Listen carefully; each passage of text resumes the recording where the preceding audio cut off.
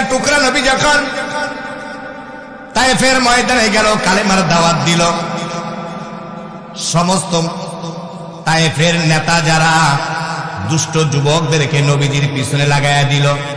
এ মুহাম্মদ হলো পাগল, যুবকরা পাগল বলে নবীজিকে দৌড়াইতেছেন আর পাথর মারে।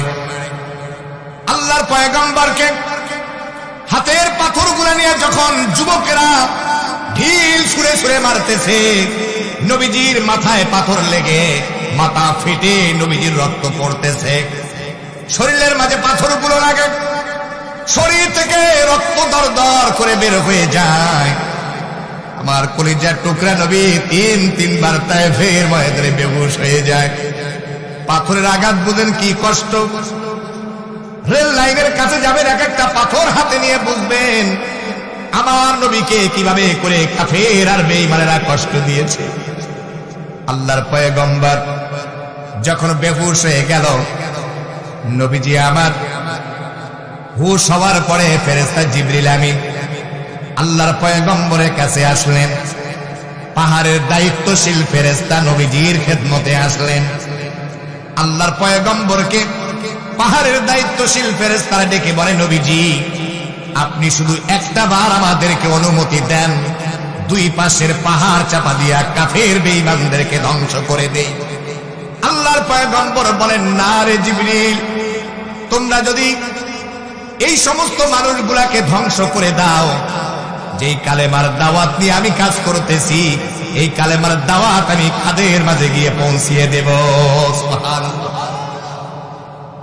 আল্লাহর পয়গম্বর কেমন রহমের নবী ছিলেন, রাহমাতাল লিল আলামিন ছিলেন।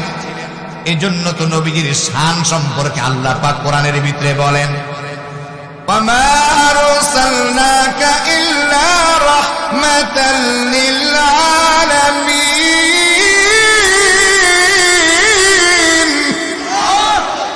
আল্লাহ রাব্বুল আলামিন বলেন, নবীকে तमाम जगत समूहेर जन्य आमी आपनाके रहमत करे पाठिয়েছি। सुबहानाल्लाह। আমার প্রিয় ভাইরা বন্ধুরা আমার, এইভাবে করে কাফের আর বেঈমানেরা নবীজিকে কষ্ট দিয়েছে। যখন কাফের বেঈমানদের আঘাত সহ্য না করতে পেরে নবী আমার আঙ্গুর বাগানে ঢুকে গেলেন।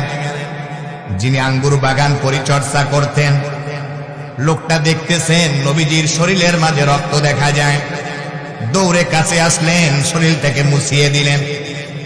আঙ্গুর বাগান থেকে কিছু আঙ্গুর ছিঁড়ে রস বানায় আল্লাহর পয়গম্বরকে পান করালেন।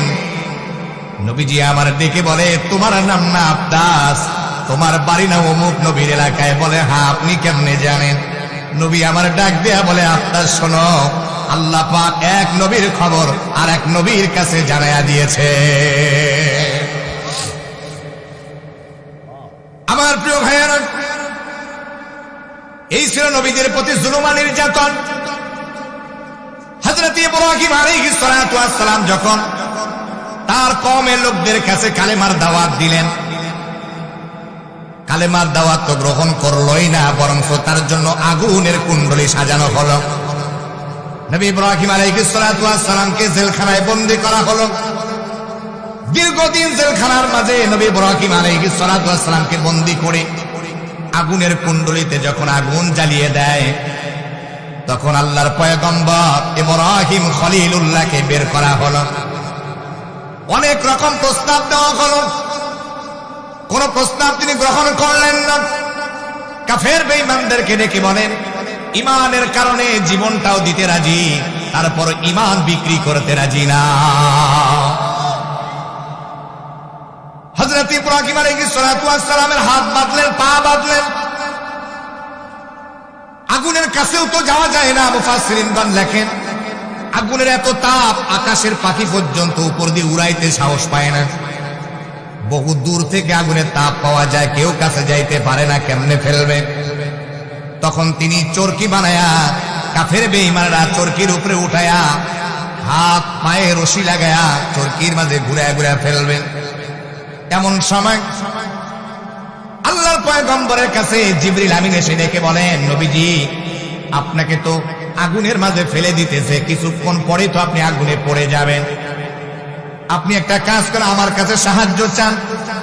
আমার যে 600 ডানা আছে, আমি জিবরিলের 600 ডানা লাগবে না, একটা ডানা দিয়া বাতাস দেব, নমরুদের সমস্ত আগুনগুলো নিভে যাবে। আমার কাছে সাহায্য চান।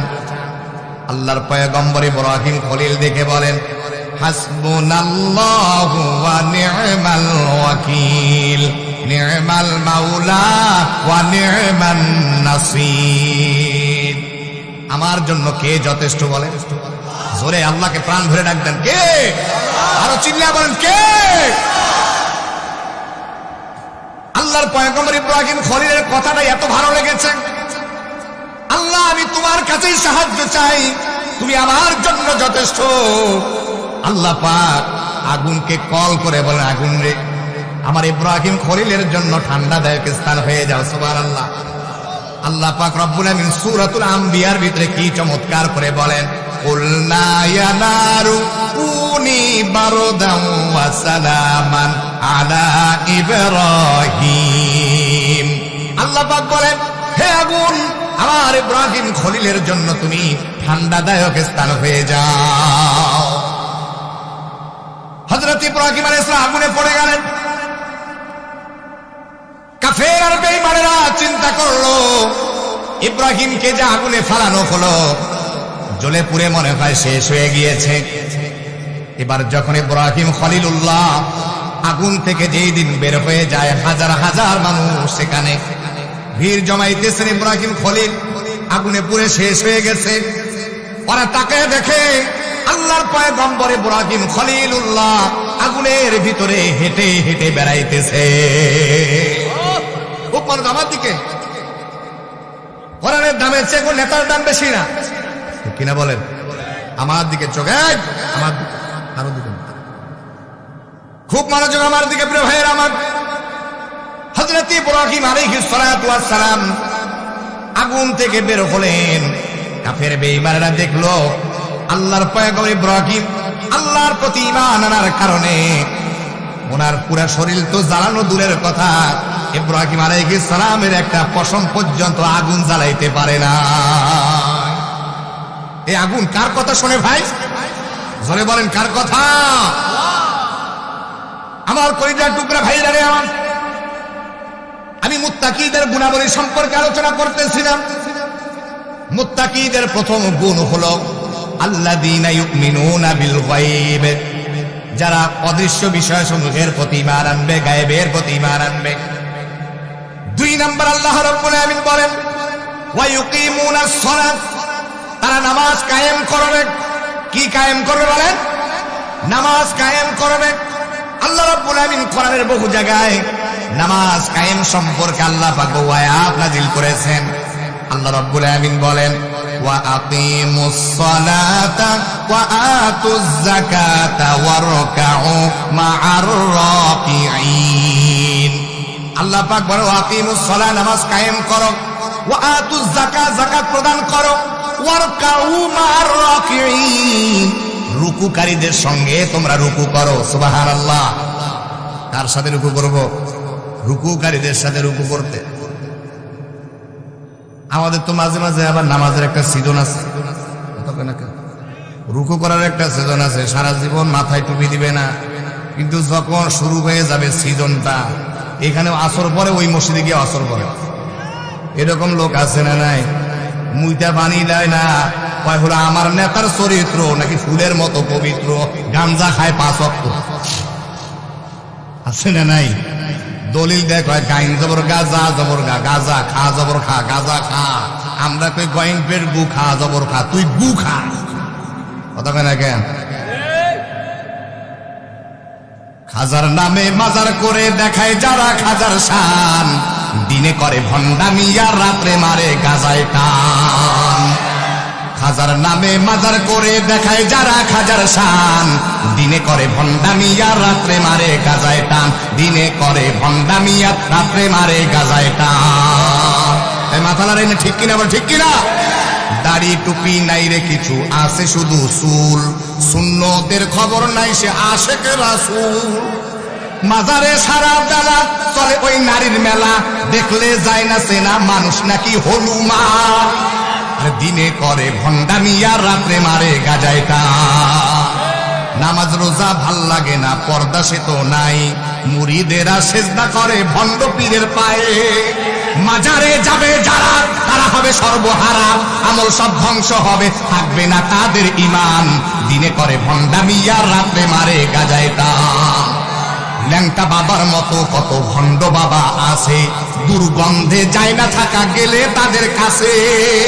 ল্যাংটার মুরিদি যারা তারা হবে সর্বহারা, দেওয়ানবাগির মুরিদি যারা তারা হবে সর্বহারা, আট্রশির মুরিদি যারা তারা হবে সর্বহারা, মাঝভান্ডারের মুরিদি যারা তারা হবে সর্বহারা, চন্দ্রপাড়ার মুরিদি যারা তারা হবে সর্বহারা।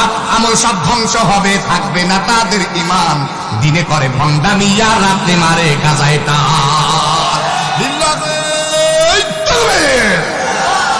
আর কোরআনের আলো। যুবক সারা জীবন জয় বাংলা জয় বাংলা করছো, জন্মের পর থেকে তো জয় বাংলা ছাড়া কিছু বুঝুন নাকি? তোমরা তো ছোট মানুষ, এইটাই দেখছো, ঠিক কিনা বলেন? এটা আওয়াজ দাও, জয় বাংলা বাদ দিয়ে দাও। এখন দিন নাই, এখন কথা কেনা জ্ঞান। এখন আর আল্লাহু আকবার, রব্বাকা ফাকাব্বির। আল্লাহ বলে তো রবের তাকবীর দাও। ওগুলো তাকবীর না, আমাদের তাকবীর আল্লাহু আকবার, লিল্লাহি তাকবীর। তাকবীর দিয়ে আমরা মোতায়া ফেলি, কথা কেনা জ্ঞান। আমাদের কাছে বুলেট বুলেট বারুদ বারুদ সব রবের তাকবীরের কাছে কিছুই না।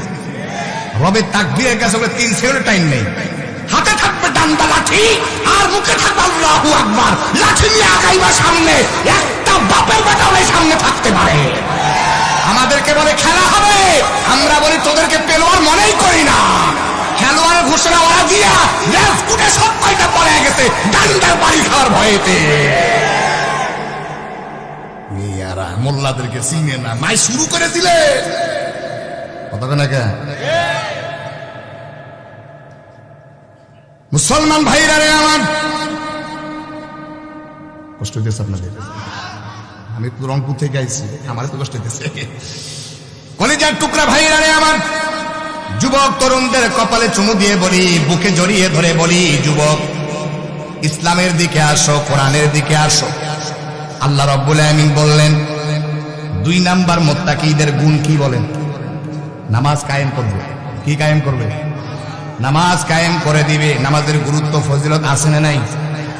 হযরতে আবু হুরায়রা রাদিয়াল্লাহু আনহু হাদিসকে বর্ণনা করে, বুখারী মুসলিমের হাদিস। আল্লাহর পয়গম্বর বলেন, তোমাদের বাড়ির সামনে যদি একটা নহর থাকে, দৈনিক কেউ যদি 5 বার করে গোসল করো, তাদের শরীরে কি ময়লা থাকবে? সাহাবায়ে কেরাম বলেন, লা ইয়া রাসূলুল্লাহ, ময়লা থাকতে পারে না। নবীজি বলেন, কেউ যে দৈনিক 5 ওয়াক্ত নামাজ আদায় করে, 5 ওয়াক্ত নামাজের বরকতে আল্লাহ জীবনের গুনাহগুলোকে মাফ করে দেন। আমার প্রিয় ভাইরা, সহিহ মুসলিমের হাদিস, হযরতে আবু হুরায়রা হাদিস কেরাম বর্ণনা করেন, আল্লাহ নবীজি বলেন, যারা অলসতা করে মসজিদে যায় না, জামাতের সাথে নামাজ আদায় করে না, আমার মনটা চায় ওই বাড়ি ঘরগুলো আগুন দিয়ে জ্বালায়া দেই। নাউজুবিল্লাহ করবেন না? হাদিসে ধমক আসছে। আল্লাহর পয়গম্বর বলেন, এটা মুসলিম শরীফের হাদিস, কেউ যদি 5 ওয়াক্ত নামাজ জামাতের সাথে আদায় করে, একা নামাজ পড়ার চাইতে জামাতে নামাজ পড়া 27 গুণ সওয়াব আল্লাহ তাআলা আমল নামায় লিখে দেন। কত গুণ? 27 গুণ সওয়াব। এর জন্য একা পড়বেন না, জামাতে। কেউ যদি নামাজ পড়ে তাহলে তার সব ঠিক হয়ে যায়। যার নামাজ ঠিক, তার সব ঠিক, সে নেককার, আল্লাহওয়ালা। চুরির অভ্যাস আছে, চুরি ছেড়ে দিবে। জিনাহের অভ্যাস আছে, জিনা ছেড়ে দিবে। কার কথা? আল্লাহ রাব্বুল আমিন বলেন, ইন্নাস সালাতা তানহা আনিল ফাহশাই ওয়াল মুনকার। আল্লাহ বলেন, নিঃসন্দেহে নামাজ মানুষকে পাপাচার থেকে বাঁচায় দেয়। সুবহানাল্লাহ। নামাজ পড়ার দরকার আছে না নাই?